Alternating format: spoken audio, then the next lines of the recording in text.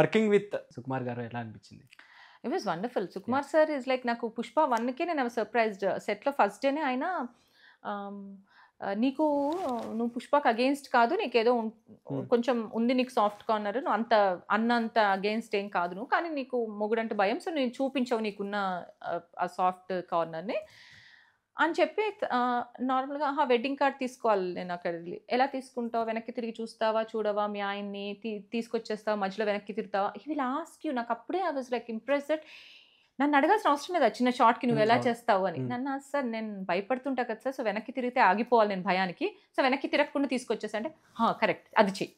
So he actually consults and ask the character how they think. ఆయనకు నచ్చితే okay, otherwise will tell you లేదే ఇలా చెయ్యి. Okay. So that's very amazing because అంత పెద్ద director ఇంత చిన్న క్యారెక్టర్కి నువ్వైతే ఎలా చేస్తావు, నువ్వైతే ఏమనుకుంటున్నావు అని అడిగి డిస్కస్ చేసి అప్పుడు ఆయన ఒపీనియన్ చెప్పి ఆయనైతే ఎలా అనుకుంటున్నారు. He wants to see what you think as a character.